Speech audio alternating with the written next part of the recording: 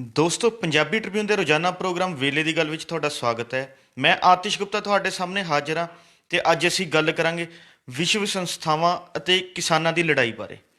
ਦੋਸਤੋ, ਜਿਵੇਂ ਕਿ ਤੁਹਾਨੂੰ ਪਤਾ ਹੀ ਹੈ, ਕੇਂਦਰ ਸਰਕਾਰ ਵੱਲੋਂ ਖੇਤੀ ਸੁਧਾਰਾਂ ਦੇ ਨਾਮ ਤੇ ਤਿੰਨ ਖੇਤੀ ਕਾਨੂੰਨ 5 ਜੂਨ ਨੂੰ ਜਿਹੜੇ ਸੀਗੇ ਆਰਡੀਨੈਂਸ ਦੇ ਰੂਪ 'ਚ ਲਿਆਂਦੇ ਸੀ, ਜਿਨ੍ਹਾਂ ਨੂੰ ਕੇਂਦਰ ਸਰਕਾਰ ਨੇ ਬੜਾ ਜਬਰੀ ਲੋਕ ਸਭਾ ਦੇ ਵਿੱਚ ਪਾਸ ਕਰਕੇ ਉਹਨਾਂ ਨੂੰ ਕਿਸਾਨਾਂ 'ਤੇ ਥੋਪਣ ਦੀ ਕੋਸ਼ਿਸ਼ ਕੀਤੀ ਹੈ।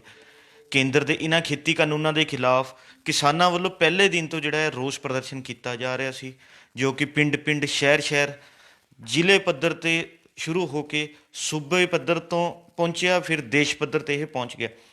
ਇਸੀ ਪ੍ਰੋਟੈਸਟ ਦੇ ਵਿੱਚ ਕਿਸਾਨਾਂ ਵੱਲੋਂ 24 ਸਤੰਬਰ ਨੂੰ ਜਿਹੜਾ ਸੀਗਾ ਰੇਲਾਂ ਰੋਕਣ ਦਾ ਸ਼ੁਰੂ ਕੀਤਾ, ਜੋ ਕਿ ਲਗਭਗ 2 ਮਹੀਨੇ ਰੋਕੀਆਂ ਗਈਆਂ। ਉਸ ਤੋਂ ਬਾਅਦ 25 ਸਤੰਬਰ ਨੂੰ ਜਿਹੜਾ ਸੀ ਕਿਸਾਨ ਜਥੇਬੰਦੀਆਂ ਵੱਲੋਂ ਪੰਜਾਬ ਭਰ ਦੇ ਵਿੱਚ ਚੱਕੇ ਜਾਮ ਕੀਤੇ ਗਏ, ਕਿਸਾਨਾਂ ਵੱਲੋਂ ਕੌਮੀ ਮਾਰਗਾਂ ਨੂੰ ਬੰਦ ਕੀਤਾ ਗਿਆ। ਇਹ ਸੰਘਰਸ਼ ਪੰਜਾਬ ਤੋਂ ਸ਼ੁਰੂ ਹੋ ਕੇ ਹਰਿਆਣਾ ਦੇ ਵਿੱਚ ਪਹੁੰਚਿਆ। ਹਰਿਆਣੇ ਤੋਂ ਬਾਅਦ ਇਹ ਦਿੱਲੀ ਤੱਕ ਪਹੁੰਚ ਗਿਆ, ਜਿਹਦੇ ਵਿੱਚ ਦੇਸ਼ ਭਰ ਤੋਂ ਕਿਸਾਨ ਪਹੁੰਚ ਰਹੇ ਨੇ।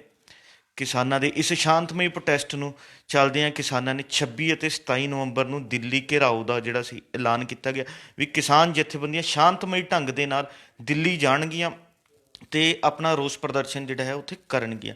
ਇਸ ਦੇ ਨਾਲ ਹੀ ਕਿਸਾਨ ਜਥੇਬੰਦੀਆਂ ਵੱਲੋਂ ਇੱਕ ਵਿਉਂਤਬੰਦੀ ਵੀ ਤਿਆਰ ਕੀਤੀ ਗਈ ਸੀ ਵੀ ਪੁਲਿਸ ਜਾਂ ਕੇਂਦਰ ਸਰਕਾਰ ਵੱਲੋਂ ਕਿਸਾਨ ਜਥੇਬੰਦੀਆਂ ਨੂੰ ਜਿੱਥੇ ਰੋਕਣ ਦੀ ਕੋਸ਼ਿਸ਼ ਕੀਤੀ ਜਾਵੇਗੀ, ਕਿਸਾਨ ਜਥੇਬੰਦੀਆਂ ਉਸੇ ਥਾਂ 'ਤੇ ਬੈਠ ਕੇ ਆਪਣਾ ਸ਼ਾਂਤਮਈ ਰੂਪ ਦੇ ਵਿੱਚ ਇਸ ਅੰਦੋਲਨ ਨੂੰ ਅੱਗੇ ਵਧਾਉਣਗੀਆਂ।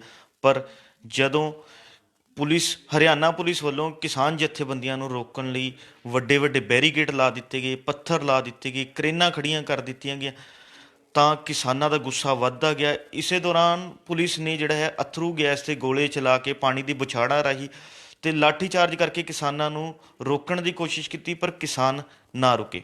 ਕਿਸਾਨਾਂ ਵੱਲ ਜਿਹੜਾ ਸੀਗਾ ਦਿੱਲੀ ਕੂਚ ਵੱਲ ਜਾਰੀ ਰਿਹਾ ਤੇ ਉਸੀ ਦਾ ਨਤੀਜਾ ਇਹ ਹੈ, ਕੇਂਦਰ ਸਰਕਾਰ ਨੂੰ ਕਿਸਾਨਾਂ ਦੀ ਗੱਲਬਾਤ 'ਤੇ ਜਿਹੜਾ ਹੈ ਵਿਚਾਰ ਕਰਨ ਲਈ ਮਜਬੂਰ ਹੋਣਾ ਪਿਆ। ਕੇਂਦਰ ਵੱਲੋਂ ਕਿਸਾਨਾਂ ਦੀ ਗੱਲਬਾਤ ਮੰਨਣ ਲਈ ਜਿਹੜਾ ਸੀਗਾ ਬੈਠਕਾਂ 'ਤੇ ਬੈਠਕਾਂ ਕਰਨੀਆਂ ਪਈਆਂ।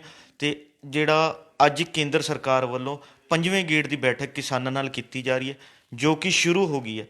ਜੇਕਰ ਗੱਲ ਕਰੀਏ ਅਸੀਂ ਪਹਿਲੇ 4 ਗੇੜਾਂ ਦੀ ਬੈਠਕਾਂ ਬਾਰੇ, ਤਾਂ ਉਹਨਾਂ ਦੇ ਵਿੱਚ ਕੇਂਦਰ ਦਾ ਰਵੱਈਆ ਕੋਈ ਮੰਨਣ ਵਾਲਾ ਨਹੀਂ ਸੀ। ਉਹ ਉਸੇ ਅੜੀਅਲ ਰਵੱਈਏ 'ਤੇ ਸਟੈਂਡ ਕਰ ਰਹੀਆਂ ਸੀ।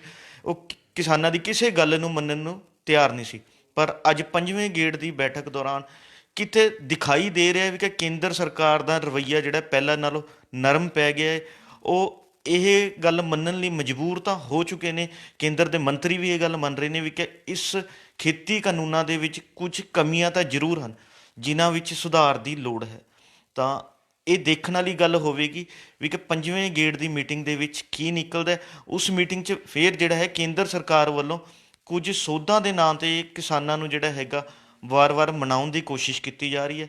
ਪਰ ਕਿਸਾਨਾਂ ਦੀ ਮੰਗ ਉਹੀ ਹੈ, ਕੇਂਦਰ ਸਰਕਾਰ ਲੋਕ ਸਭਾ ਦਾ ਸੈਸ਼ਨ ਬੁਲਾਵੇ ਤੇ ਤਿੰਨੋਂ ਕਾਨੂੰਨ, ਇਹ ਚੌਥਾ ਕਾਨੂੰਨ ਬਿਜਲੀ ਵਾਲਾ ਤੇ 5ਵਾਂ ਪ੍ਰਦੂਸ਼ਣ ਐਕਟ ਨੂੰ ਲੈ ਕੇ ਜਿਹੜਾ ਲਾਗੂ ਕੀਤਾ ਗਿਆ, ਇਹ ਰੱਦ ਕੀਤੇ ਜਾਣ। ਪਰ ਕੇਂਦਰ ਹਲੇ ਇਹਨਾਂ ਗੱਲਾਂ ਨੂੰ ਲੈ ਕੇ ਜਿਹੜਾ ਮੰਨਣ ਲਈ ਰਾਜੀ ਨਹੀਂ ਹੈ। ਲੱਗਦਾ ਵੀ ਨਹੀਂ ਹੈ ਕਿ ਕੇਂਦਰ ਸਰਕਾਰ ਮੰਨ ਪਏਗੀ। ਪਰ ਕੇਂਦਰ ਔਰ ਕਿਸਾਨਾਂ ਦੇ ਵਿੱਚ ਜਿਹੜਾ ਇਹ ਬਹੁਤ ਵੱਡਾ ਪਾੜਾ ਪਿਆ, ਇਸ ਨੂੰ ਦੂਰ ਹੋਣ 'ਚ, ਇਸ ਨੂੰ ਭਰਨ 'ਚ ਕੁਝ ਸਮਾਂ ਤਾਂ ਲੱਗੇਗਾ। ਪਰ ਹਲੇ ਤੱਕ ਕੇਂਦਰ ਦਾ ਰਵੱਈਆ ਇਸ ਤਰ੍ਹਾਂ ਦਾ ਨਹੀਂ ਲੱਗ ਰਿਹਾ ਵੀ ਉਹ ਤਿੰਨੋਂ ਖੇਤੀ ਕਾਨੂੰਨਾਂ ਨੂੰ ਵਾਪਸ ਲੈ ਸਕੇਗੀ।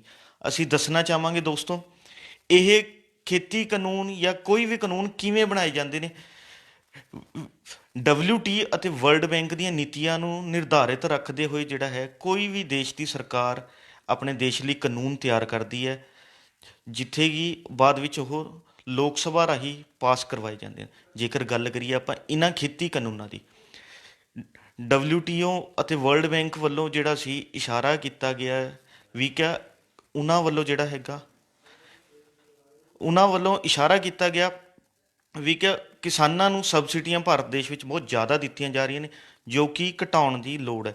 ਉਸੇ ਦੇ ਮੱਦੇਨਜ਼ਰ ਕੇਂਦਰ ਸਰਕਾਰ ਵੱਲੋਂ ਜਿਹੜਾ ਹੈਗਾ ਇਸ ਤਰ੍ਹਾਂ ਦੇ ਜਿਹੜੇ ਹੈਗੇ ਆ ਐਕਟ ਪਾਸ ਕੀਤੇ ਗਏ ਵੀ ਕਿ ਉਹਨਾਂ ਨੂੰ ਲਿਆਉਣ ਦੀ ਕੋਸ਼ਿਸ਼ ਕੀਤੀ ਗਈ। ਤਾਂ ਇਸ ਤੋਂ ਸਾਫ਼ ਹੈ ਵੀ ਕਿ ਕਿਸਾਨਾਂ ਦੀ ਲੜਾਈ ਜਿਹੜੀ ਹੈ ਕੇਂਦਰ ਸਰਕਾਰ ਦੇ ਨਾਲ ਨਾਲ WTO ਵਰਲਡ ਬੈਂਕ ਦੇ ਨਾਲ ਵੀ ਜਿਹੜੀ ਬਰਾਬਰ ਹੈ।